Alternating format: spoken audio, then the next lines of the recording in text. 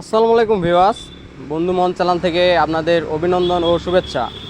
তো আমরা চলে আসলাম সেই পঞ্চগড় জেলা আউটরি থানার পাল্টাপাড়া ইউনিয়নে যে ছাত্রবীরের এলাকায়, ছাত্রবীর সঞ্জিত ভাইয়ের এলাকায়। তো সঞ্জিত ভাইয়ের সম্পর্কে আপনারা অনেকে জানেন যে মুক্তিযোদ্ধা কোটা নিয়ে আন্দোলনের নামে সরকার পতন পর্যন্ত যে আমাদের আজকে যে স্বাধীনতা তুলে ধরেছেন সঞ্জিত ভাই, সেই সঞ্জিত ভাইয়ের এলাকায় আমরা এখন উপস্থিত। সঞ্জিত ভাই যে পাল্টাপাড়া ইউনিয়নের যে স্কুল থেকে পড়ালেখা করে আজকে এ পর্যন্ত গেছেন, সেই স্কুলে আমরা নিয়ে যাই আপনাদেরকে বিস্তারিত জানাচ্ছি। আপনারা আমাদের পাশে থাকুন, ভিডিওটা শেষ পর্যন্ত দেখুন।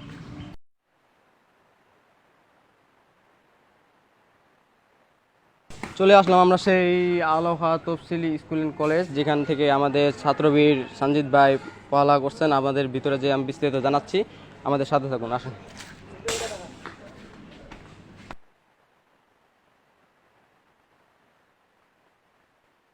আপনারা দেখতে পাচ্ছেন আমরা স্কুলের ভিতরে অবস্থান করলাম। যে সঞ্জিত ভাই আমাদের ছাত্রবীর, যেখান থেকে লেখাপড়া করে আজকে এই পর্যন্ত গেছেন। আপনারা দেখতে পাচ্ছেন যে এখানে চারদিকে মাঠ। এখানে হয়তো সঞ্জিত ভাই আমাদের অনেক সময় খেলাধুলা করছেন। আমরা একটা ভিডিও দেখছি, সঞ্জিত ভাই খেলাধুলা করতেছেন এখানে, ফুটবল বন্ধুদের সাথে আড্ডা দিতেন। মানে কত রকমের তার স্মৃতি এখানে আছে। মানে এখান থেকেই তার জীবনের কাহিনীটা শুরু হয়েছে। সেই সঞ্জিত ভাইয়ের স্কুলের বিস্তারিত কিছু তথ্য আমরা তুলে ধরলাম। এখন তার বাসায় যাব আমরা। বাসায় যে কিছু তথ্য আপনাদেরকে শেয়ার করার চেষ্টা করবো। আর ততক্ষণ আমাদের সাথে থাকুন, ভিডিওটি পুরোপুরি দেখবেন। যে সাজিদ ভাইয়ের জন্মস্থানে আমরা আছি। সাজিদ ভাই এখান থেকে গড়ে উঠেছেন। আপনারা দেখতে পাচ্ছেন সাজিদ ভাইয়ের বাসা এটা পুরো বাসা তার, যে এখানে ছোট থেকে মানে গড়ে উঠেছেন। মানে তার প্রতিভা এখান থেকে শুরু হয়েছে। সাজিদ ভাইয়ের বাসা দেখতে পাচ্ছেন আপনারা। আমরা ইতিমধ্যে চলে আসলাম সাজিদ ভাইয়ের রুমের ভিতরে, বাসায় আসছি এখন। সাজিদ ভাই চাচাতো ভাই এখন কিছু আমাদের সামনে কিছু বলবেন।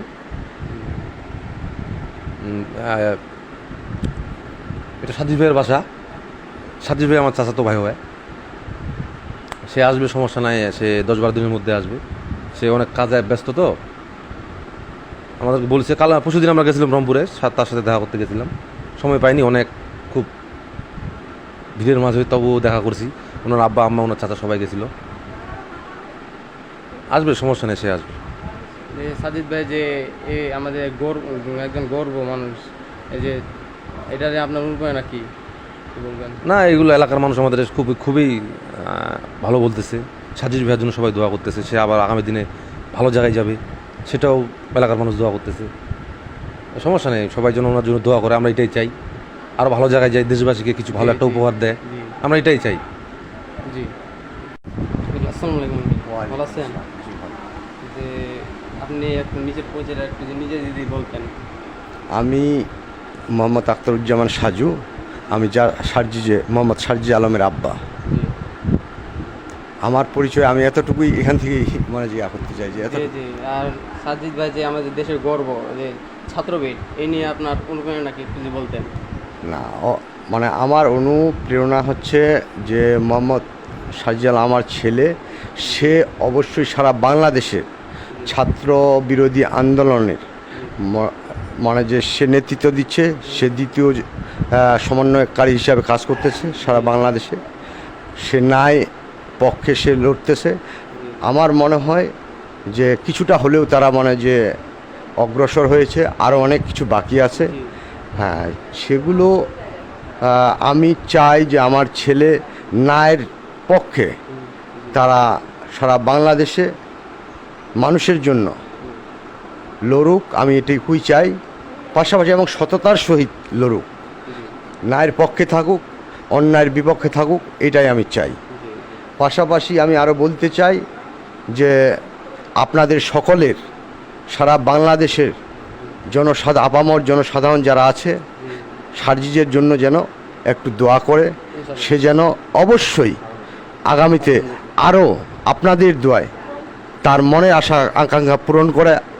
আল্লাহ যেন তার এইটুকুই আমি আল্লাহর কাছে মনে দোয়া করি।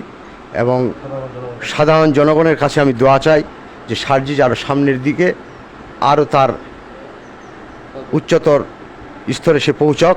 এই দোয়া, এই কামনাই করছি আমি তার বাবা হয়ে। ধন্যবাদ।